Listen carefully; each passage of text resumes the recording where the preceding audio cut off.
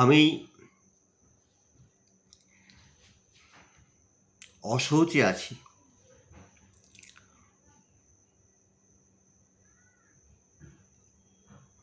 আত্মার আত্মীয়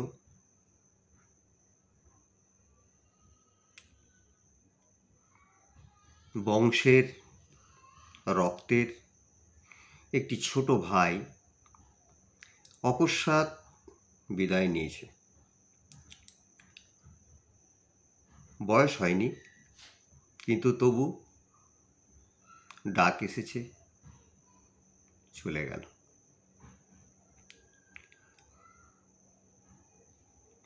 অসহায় পরিবার,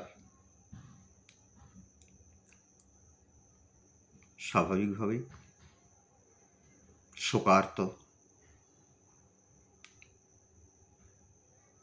দিশাহারা এবং ভবিষ্যতের জীবনের সংসারের পুনর্গঠনের চেষ্টার মধ্যেও একটি প্রগাঢ় নিস্পৃহতা এই সময়ে যে পরিবারের মধ্যে আসবে, স্বাভাবিক। কাজেই মানসিকভাবে বিষাদগ্রস্ত হয়ে আছি। শুধুমাত্র আপন বেদনার এই যে প্রকাশ, এটির মূল্য আছে কি না জানি না, কিন্তু যখন এই বেদনার সঙ্গে, এই মৃত্যু বিরহের সঙ্গে আরও কিছু মৃত্যু, আরও কিছু অপমৃত্যু, আরও কিছু শোকের আবহ চারিদিকে দেখি, তখন বিষাদগ্রস্ত হওয়া ছাড়া কেমনভাবেই বা নিজের জীবনকে চালিয়ে নিয়ে যাওয়ার, ভোগ করার বাসনা দূরস্ত, নিজের জীবনকে চালিয়ে নিয়ে যাওয়ার প্রেরণা পাবো কি করে?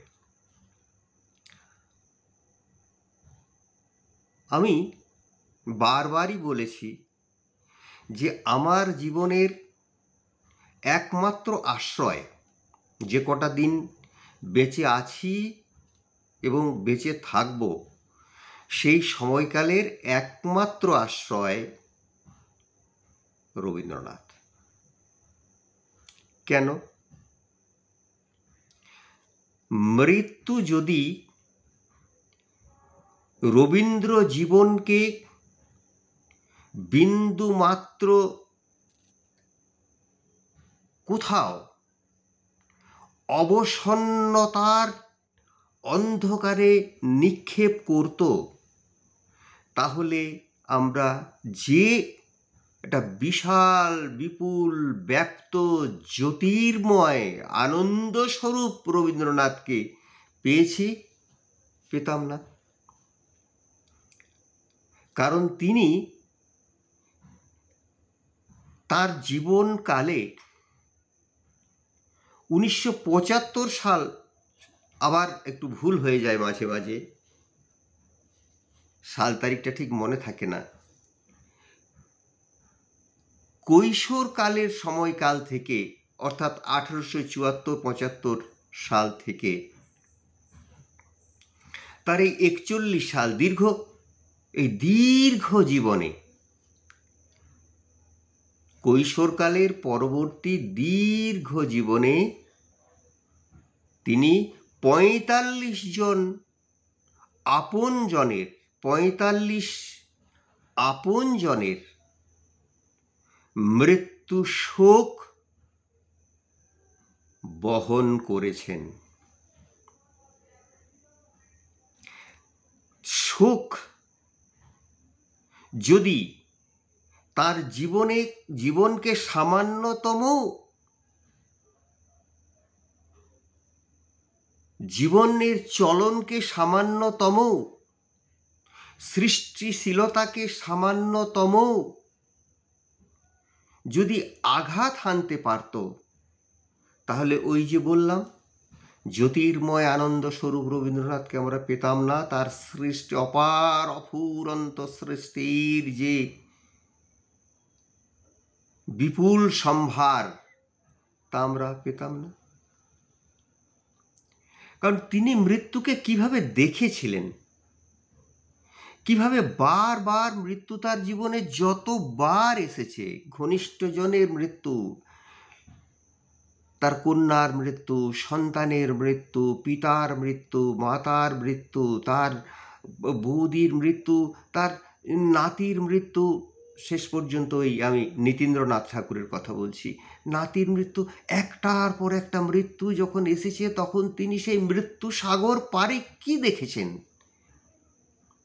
কিভাবে তিনি সেই শোক সাগর পেরিয়ে গিয়েছেন, কোন কোন অনন্তের আশ্রয় তিনি গ্রহণ করেছিলেন বা আশ্রয়ে তিনি নিজের জীবনকে রাখতে পেরেছিলেন, সে আধারে আধেয় স্বরূপ আত্মাকে তিনি রাখতে পেরেছিলেন কি করে, সে বড় বিস্ময়ের। তবে তার দু চারটি সঙ্গীতের মধ্যে, তার কবিতার মধ্যে অনন্তের যে রূপকল্প তিনি আমাদের কাছে রেখেছেন, অর্থাৎ বলতে চেয়েছেন যে অনন্তের স্ফুলিঙ্গ হিসেবে আমাদের জীবন, এই পার্থিব জীবনের অস্তিত্ব, সেই পার্থিব জীবনের অস্তিত্ব শেষ হওয়ার পর সে অনন্ত জীবনে আশ্রয় লাভ করে, মিলিত হয়ে যায় অনন্ত জীবনে। কাজেই এইভাবে, এই চিন্তায়, এই ধ্যানে তিনি মৃত্যুকে উত্তীর্ণ হয়ে একটি বিশ্বব্রহ্মাণ্ডময় বিপুল প্রাণশক্তির মধ্যে নিজেকে সমর্পণ করতে পেরেছিলেন এবং সেখানে বাঁচতে পেরেছিলেন বিপুল বিরাট প্রাণ শক্তি নিয়ে।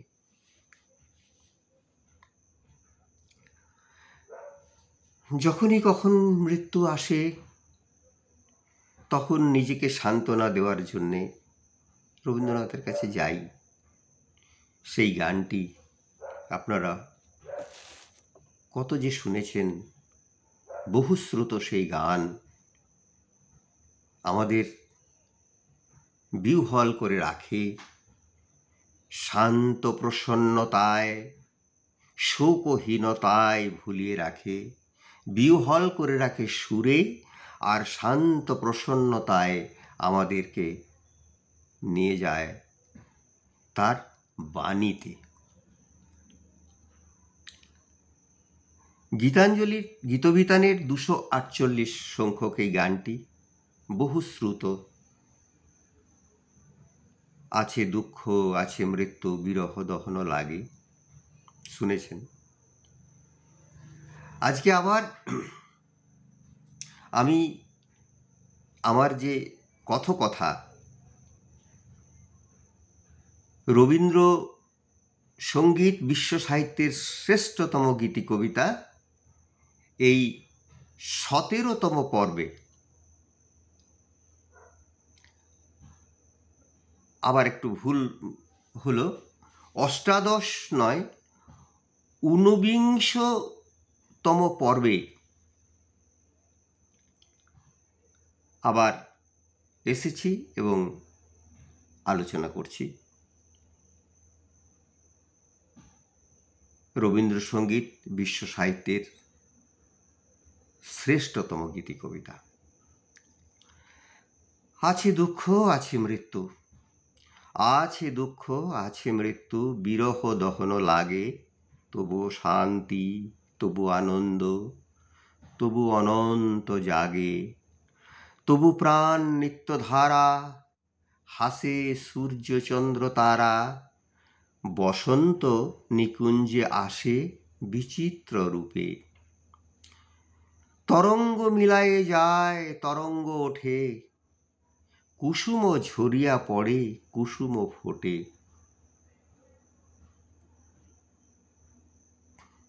জীবনের এবং জগতের চলমানতার বিরাম নেই, একটির শেষ অপরটির সৃষ্টি। তরঙ্গ মিলায়ে যায় তরঙ্গ ওঠে, কুসুম ঝরিয়া পড়ে কুসুম ফোটে, নাহি ক্ষয় নাহি শেষ, নাহি দন্য লেশ, সেই পূর্ণতার পায়ে মনস্থান মাগে। একটু আগেই বললাম সেই অনন্ত বিশ্বব্রহ্মাণ্ডের অনন্ত বিপুল অস্তিত্বের কাছে, বিপুল চৈতন্য জগতে অসীম প্রাণ তরঙ্গ নিত্য যেথায় তরঙ্গায়িত হয়ে ছুটে চলেছে অসীমের দিকে, সেইখানে তিনি আত্মসমর্পণ করেছেন বলেই হয়তোবা এই ঐহিক বা জাগতিক মৃত্যুগুলিকে তিনি অতিক্রম করতে পেরেছেন অতি শান্ত এবং স্থির চিত্তে। কথাটি বলার এখানে এই গানটি নিয়ে বিশেষ কিছু বলার নেই। অপূর্ব এক রাগে আধারিত গানটি, যোগিয়া রাগ। গানটি তিনি রচনা করেছিলেন 1903 সালে।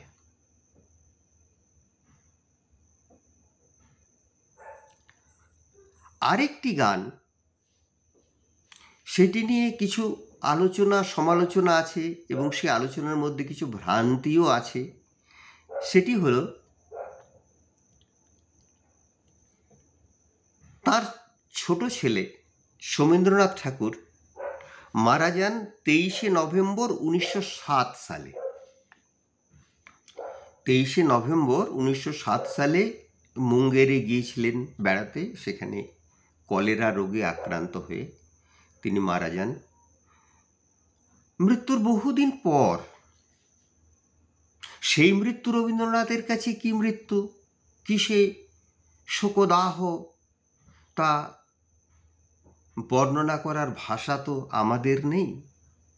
কিন্তু তিনি এক অপূর্ব কথা লিখেছিলেন এই সমীকে নিয়ে, অনুধাবনযোগ্য কথাটি। তিনি লিখছেন, সমী যে রাত্রে মারা চলে গেল, তার পরের রাত্রে রেলে আস্তে আস্তে দেখলুম জ্যোৎস্নায় আকাশ ভেসে যাচ্ছে, কোথাও কিছু কম পড়েছে তার লক্ষণ নেই। এই জ্যোৎস্না প্লাবিত মহাকাশের দিকে চেয়ে দেখছেন, কোথাও তো কিছু কম পড়েনি। আমার সমী যে নেই, এই নেই তো কোথাও, এই নেই তার অস্তিত্ব নেই, এই নাইটা তো কোথাও নেই। বিপুল আকাশে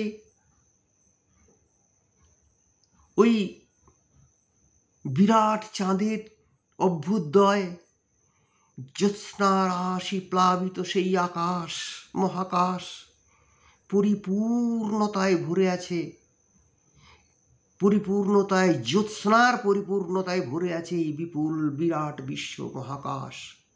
কোথাও কোনো ক্ষতচিহ্ন তো তিনি দেখতে পাচ্ছেন না। সমীকে কি তার মধ্যে দেখেছেন বা স্মরণে এসেছে কি সে কথা বলে এই কথা লিখছেন বা বলছেন? এবারে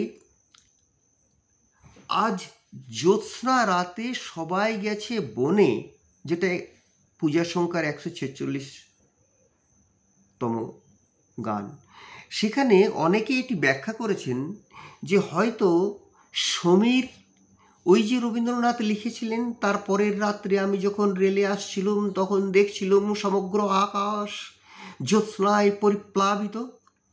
অনেকে ভাবেন যে সেই সমীর মৃত্যুর পরের দিনের কথা স্মরণ করেই হয়তোবা তিনি এই গানটি লিখেছিলেন, আজ জ্যোৎস্না রাতে সবাই গেছে বনে। অনেকের ধারণা এটা, অনেকে ব্যাখ্যাও করেছেন এটি। কিন্তু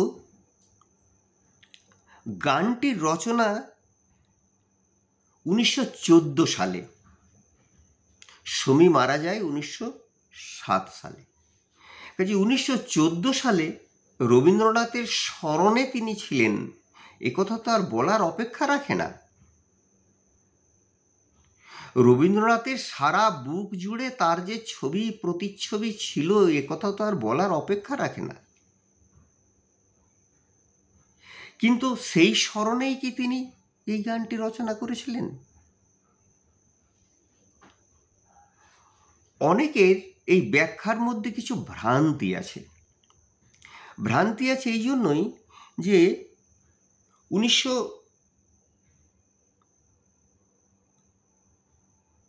যে গানটির রচনার কথা, আর জ্যোৎস্না রাতে সবাই গেছে বনে, 1914 সালে, সেই 14 সালে, সেটা 1320, 22শে চৈত্র, ইংরেজি 1914 সাল, সেই সময়কালে রবীন্দ্রনাথের রাজা নাটক মঞ্চস্থ হয়েছিল। সেবারে সেই ফাল্গুন মাসে, অনেকবারই হয়েছিল, কিন্তু সেবারে নির্দিষ্টভাবে একটু উৎসবের আমেজে মঞ্চস্থ হয়েছিল শান্তিনিকেতনে। সেখানে অনেকেই আমন্ত্রিত ছিলেন, কলকাতা থেকেও বহু লোক গিয়েছিলেন। তাদের মধ্যে ওই শান্তিনিকেতনে বহুদিন বাসী তারা সেদিনকে গিয়েছিলেন। তাদের মধ্যে ছিলেন চারুচন্দ্র বন্দ্যোপাধ্যায় এবং অমল হোম। তারাও সেদিনকে শান্তিনিকেতনে ছিলেন এবং তারা দেখেছিলেন যে কলকাতা থেকেও বহু লোক এসেছিল, রবীন্দ্র পরিচিত বন্ধুবান্ধব এবং শান্তিনিকেতনের মানুষের পরিচিত বহুজন সেখানে এসেছিল ওই রাজা নাটকটি দেখার জন্য, উপভোগ করার জন্য। সেদিন রাজা নাটক অভিনীত হওয়ার পর খুব বড় চাঁদ উঠেছিল আকাশে। অতিথি যারা এসেছিলেন তারা সকলেই সামনের, তখন ওই শান্তিনিকেতনের যে বন ছিল, সেই বনে জ্যোৎস্না রাতে তারা বেড়াতে গিয়েছিলেন। রবীন্দ্রনাথ সেই দিনই এই গানটি রচনা করেছিলেন বলে চারুচন্দ্র বন্দ্যোপাধ্যায় এবং অমল হোম বিশ্বাস করেন এবং লিখেছেন তাদের স্মৃতিচারণায়। তারা বলেছেন, চারুচন্দ্র বন্দ্যোপাধ্যায় বলছেন, আমি যাইনি, সকলেই বেড়াতে গিয়েছিল সেদিন বনে, আমি যাইনি। জ্যোৎস্না উপভোগ করার জন্যে যাওয়ার মতন শরীরের অবস্থা আমার ছিল না, বিশ্রামে ছিলাম। হঠাৎ গভীর রাত্রে আমার ঘুম ভেঙে যায়। আমি উঠে দেখি, বাইরে বেরিয়ে দেখি দীর্ঘ রাস্তা ধরে একটি আঁকাবাঁকা দীর্ঘ রাস্তা উত্তরায়ণের পাশ দিয়ে গেছে। তখনকার শান্তিনিকেতনের কথা গেছে। সেখানে রবীন্দ্রনাথ একাকী হাঁটছেন, পদচারণা করছেন, আর আকাশের দিকে মাঝে মাঝে চাইছেন, গুনগুন করে গাইছেন। আমি দাঁড়িয়ে রইলাম, তিনি আমাকে খেয়াল করেছেন, সঙ্গীত তিনি থামাননি। পরে এসে আমার সামনে দাঁড়ালেন, সেই চন্দ্রালোকিত মুখে জ্যোৎস্নার হাসি হেসে বললেন, কি চারু, শুনছিলে আমি গাইছিলাম? কাল পাবে গানটি। চারুচন্দ্র বন্দ্যোপাধ্যায়ের স্মৃতিকথা থেকে। এবারে এই গানটির মধ্যে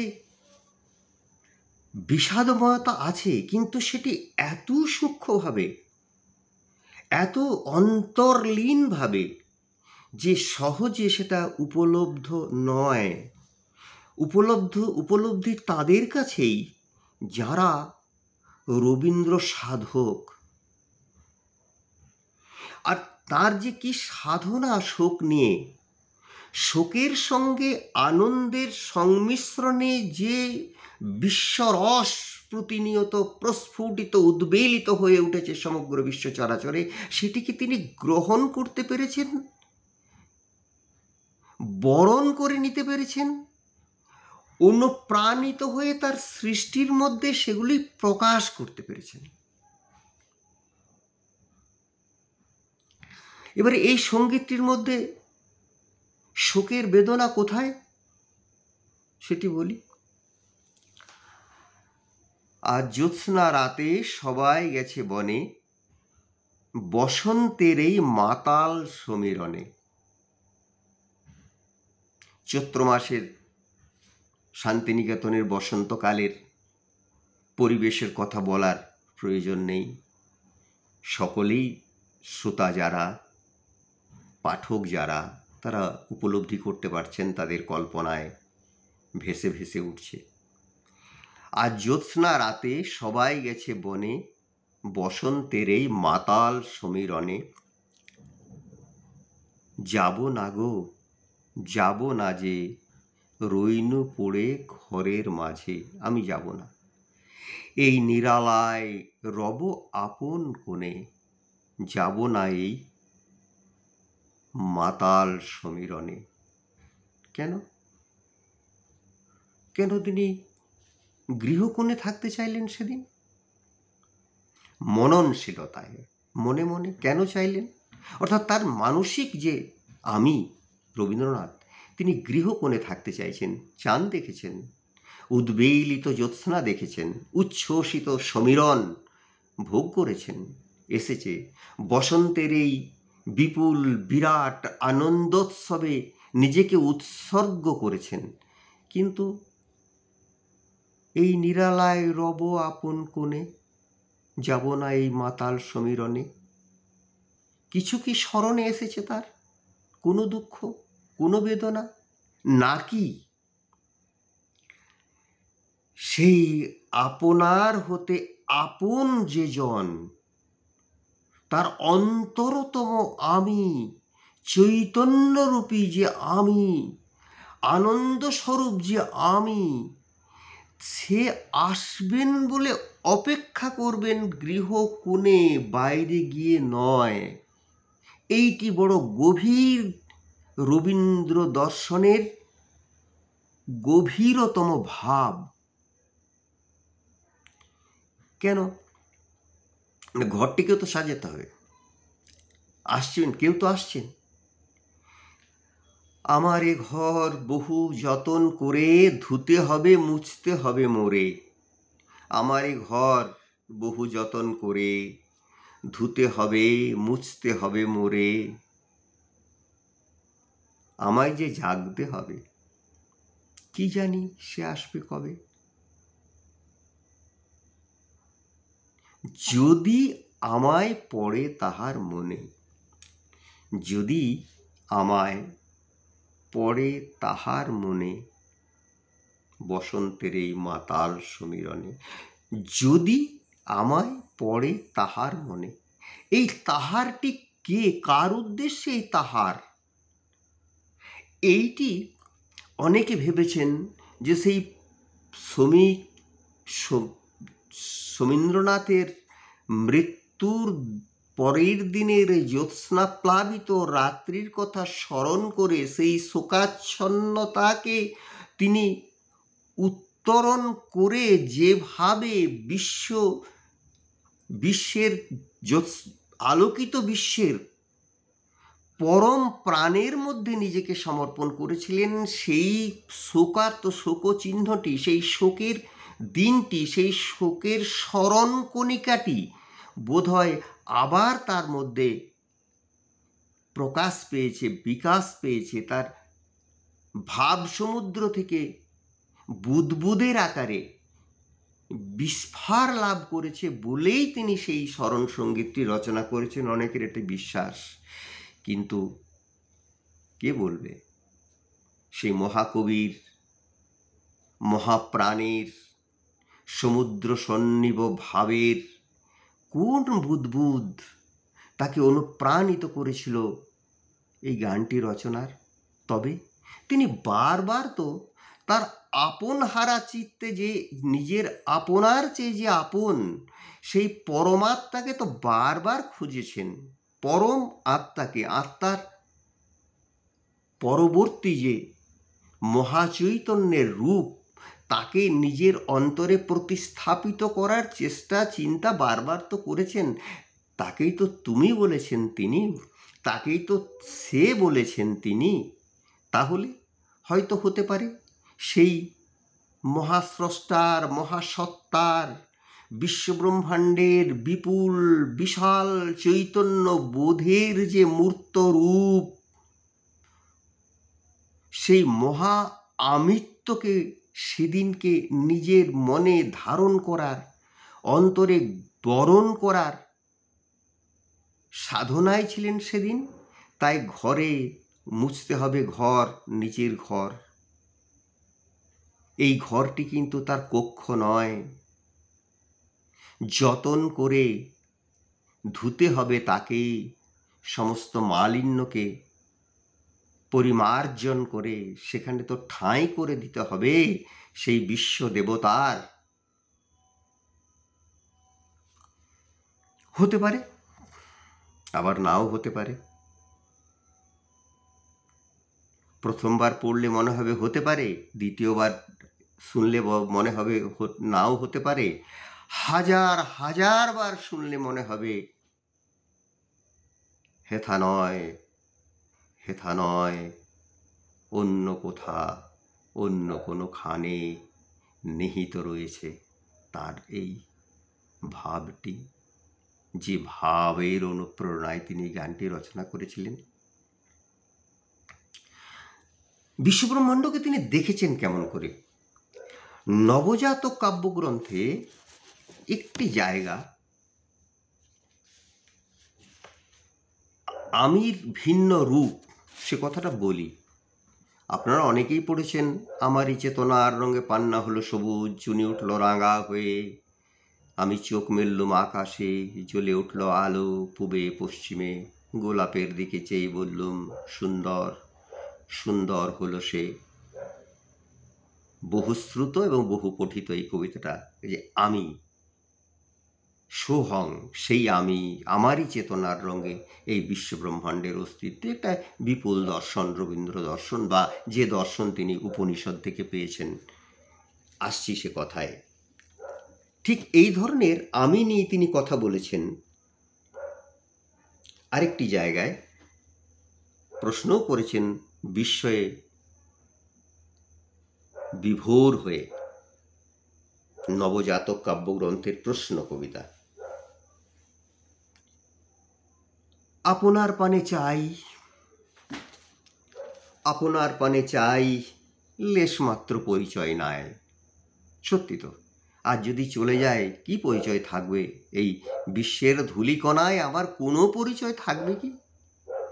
একদিন সমস্ত কিছুই লীন হয়ে যাবে অপরিচয়ের অন্ধকারে, অজানার অন্ধকারে। কিছু থাকবে কি?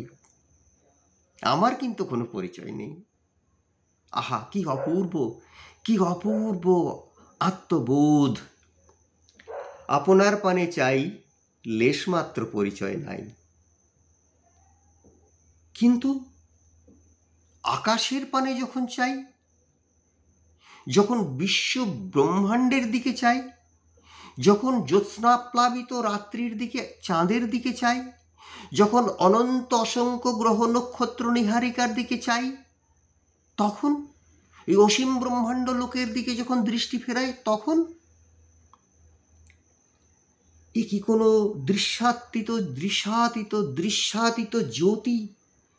কোন অজানারে ঘিরি এই অজানার নিত্যগতি? আবার নিজের মধ্যে ফিরে আসছেন, যে আমার মধ্যে কি সেই জ্যোতির কোনো কণা আছে যা আমি দেখতে পাচ্ছি না, পাইনি? বহু যুগে বহু দূরে স্মৃতি আর বিস্মৃতি বিস্তার, যেন বাষ্প পরিবেশ তার, ইতিহাসে পিণ্ড বাঁধে রূপে রূপান্তরে। আমি উঠে ঘনাইয়া কেন্দ্র মাঝে অসংখ্য বৎসরে, যুগ যুগান্তর ধরে ক্রমপরিবর্তিত এই বিশ্বব্রহ্মাণ্ডের রূপের মাঝে একদিন এই আমি সত্তা জেগে উঠল। আমার আমি সত্তা একদিন জেগে উঠেছে। আহা, সেটাকে তিনি উপভোগ করছেন। কার মাঝে নিজেকে উপভোগ করছেন তিনি? হে মানব, তুমি সেই চৈতন্য রূপ, তুমি কেন নিজেকে রয়েছ ভুলে বিস্মৃত হয়ে? আবার কথাটি বলি, বহু যুগে বহু দূরে স্মৃতি আর বিস্মৃতি বিস্তার, যেন বাষ্প পরিবেশ তার, ইতিহাস এ পিণ্ড বাঁধে রূপে রূপান্তরে, আমি উঠে ঘনাইয়া কেন্দ্র মাঝে অসংখ্য বৎসরে। সুখ দুঃখ ভালো মন্দ রাগ দেশ ভক্তি সখ্য স্নেহ, এই নিয়ে গোড়া এই সত্তা দেহ, এই নিয়ে গোড়া এই সত্তা দেহ। এরা সব উপাদান ধাক্কা পায়, হয় আবর্তিত পুঞ্জিত নর্তিত। এরা সত্য কি যে, এরা কি সত্য বুঝি নাই নিজে, বলি তারে মায়া। যাই বলি শব্দ সেটা অব্যক্ত অর্থের উপর ছায়া। তারপরে ভাবি এই অজ্ঞেয় সৃষ্টি আমি, অজ্ঞেয় অদৃশ্যে যাবে নামি।